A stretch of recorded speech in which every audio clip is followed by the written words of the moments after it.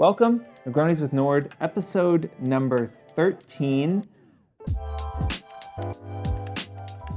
You might notice that I have my blueberry suit on today. Today's a very exciting day. Today is the first spring suiting day of the year. I've reached deep into the recesses of my closet and pulled this bad boy out. Obviously, you cannot wear a bright blue suit in January when it's 20 degrees out. It's been in the 70s in New York. You know, we're not at the point yet where I can put the wool suits away, but we see a path. You know, I think I was talking just last week about how depressed I was and how cold I was. Feels like a never-ending winter. You know, that's all changed. I just came back from Miami, which affirmed my love for New York. I'm not a Miami guy. I know a lot of people are moving down there. I understand that they don't have any state income tax, which is honestly quite appealing, but not appealing enough to move there. Also, unfortunately, it was the Bitcoin conference in Miami while I was down there. Anyway, enough about Miami. What are we going to talk about this week? So, I've been thinking a bit about how these platforms are changing. We are coming up in this place where, you know, we now have influencers who have been putting shit on the internet for almost 20 years. We have seen enough of this happen where influencers who were active today, who were publishing on the internet before other influencers were conceived, much less born. That industry has matured, and I think it gives us the space to kind of step back and say, what is happening? What are some of the changes? You know, we talked about the vibe shift and some of that, right? And obviously that's more of a culture thing, and that Instagram, TikTok are mirrors of culture, so they will always change what content is working, what's not, things like that. But the fundamentals of the business, they take a little longer to change. And it's been feeling like that change is happening, you know, and there is a level of dedication and professionalism and time that has to be allocated to these platforms that didn't exist before. You could be passively successful on Instagram 5 years ago. I don't think you can do that anymore. I think about my own account, which is shrinking and shriveling and dying. My engagement is not good. My reach is not good. I'm not growing as an account, and I don't post as much as I should. But the bigger issue is I don't think I'm spending enough time on the platform or on the content to have it be successful. And I think the level of investment that you need to make this work is really going up. You know, we had Nay on the show a few episodes ago talking about Fohr Squad and her journey. And a week after that, I saw in her stories that she had said, hey, everyone, I'm going to get to everyone's DMs, but I have 1,200 DMs in one day. And at the end of that day, 1 a.m, she posted that she had gotten through 1,200 DMs in a day. And I just was in awe of her, and it opened my eyes to just how difficult it can be and how much time you need to put in to be successful in these platforms. And I was talking to some of the team this morning about things that we could talk about on the show and things that they're seeing. You know, they were all talking about just how important it is to engage with your audience in the comments, and talking about how on TikTok, you know, there's this culture that you are expected to respond to comments. You're expected to engage with the community. And that, you know, that wasn't really the case in Instagram. It used to be that you are a person that is being followed, and the expectation is that you're going to create something interesting for the masses. They will consume it, and that's kind of it. You know, I mean, we didn't even have DMs for a long time. If I DM somebody with 300,000 followers, I don't expect them to respond, but that is becoming the expectation. You know, we talked about mental health, you know, the issues with that, and how important it is to set boundaries, figure out your ideal work-life balance between being online and living in the real world. In America, corporate America right now, we're focused on work-life balance, mental health, burnout, all these things, right? They're big conversations amongst business leaders in America. As these communities expect engagement, expect answers from you, you know, you have to figure out a way, if you want to be successful here, and it seems like engaging with the community is a big part of, you know, what is driving success of these accounts, how are you going to do that?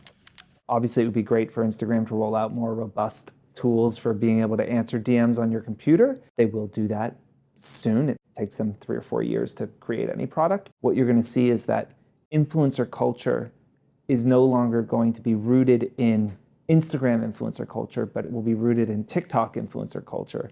And the norms and practices and boundaries and all of that that are normal on TikTok are going to start to be expected on all these other platforms. And you have to think about how you are going to fit into that new world. We focus a lot on how you can be a better partner, how you can run your business more effectively. I do that because it is harder for me to give out advice on what kind of content you can create because each community is so different. What works for one person is not going to work for another person, but there are truths and there are best practices and standards in how you run your business that we can teach you. Again, talking with 5 members of our team this morning who are, the ones executing these campaigns, working with thousands of influencers a year.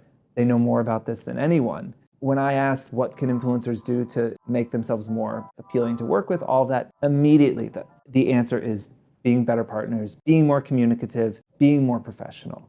It is the single thing you can do that is going to drive your business more. A couple of just quick tips and things that we talked about. So one, I do think there is a lack of understanding from the influencer community of what it is like and what the lives and expectations for the brand people are like. There was a lot of talk this morning about ghosting, influencers ghosting them. Every single campaign, they have people that for days, they can't get in touch with them. Their content was due, it's not there. Look, and I understand, right? When you have to disappoint somebody, when you told someone, I will have content on the 17th and it's the 16th, and you're 3 tequila sodas in, I actually haven't made that yet, and there's no way I'm gonna get that content to them tomorrow. It doesn't feel great to email somebody and say, hey, I don't have that. Every single person this morning said that at least one, generally multiple people, are ghosting them because they're late on content.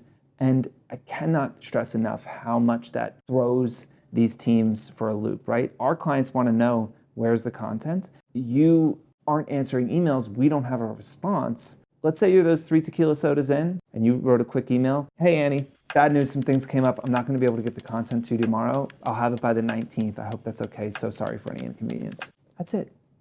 Totally understand. It gives us a way to go back to the client, tell them what's going on. We don't look stupid. And it's not gonna affect you. Those influencers that ghost you, that don't answer emails when they're late, do you work with them again? Across the board, no. You get one shot. And if you do that, it doesn't matter, if you're late and you communicate, they said they'd be willing to work with you again. But if you're late and you ghost them and you put things off and you're hard to get in touch with, they just will not work with you again. Heretofore, we say that bad news should travel faster than good news. And I think that for you, that's a great way to think about your communication. Anytime you have to disappoint a client, anytime you're gonna miss a deadline or whatever, that should be communicated faster than if you had a piece of really, really good news. When something goes well at work, how excited you would be to send them that email being like, oh my gosh, this is going viral on TikTok, this is amazing, right? Your bad news should travel faster than that. Make a commitment. When I have a piece of bad news, I committed to delivering it to the recipient within 15 minutes. Not have that hanging over your head and just rip the Band-Aid off and give that bad news. Influencers sometimes don't understand the shockwaves that sends. Sometimes brands refuse to approve content until they have all of it. So we might have 50 pieces of content that needs to be approved, 3 influencers who haven't given it to us, and the whole campaign now is delayed 3 or 4 days because we can't get in touch with somebody, right? It affects more than you, and often as an influencer, you are a small but important part of a much bigger machine. And if you don't deliver on your part, you can screw everything else up, and it's why you need to communicate really, really quickly. Okay, one more quick one in regards to timelines. Something else that was mentioned was that influencers are asking to try the product before they say yes to a campaign. I love that philosophically, that we do not want you doing a campaign unless you really love the product and unless you feel like you can wholeheartedly tell your audience that they should pay attention to it and that what you're saying about it is true. 100% never stop doing that. That is vitally important. It is also unrealistic that a brand can give you weeks to try it before you sign on because we often don't have that much time. we're often given, a week, maybe 2 weeks to onboard people. So if you don't ask for the product until a week into the negotiation and you want to use it for 2 weeks, it's just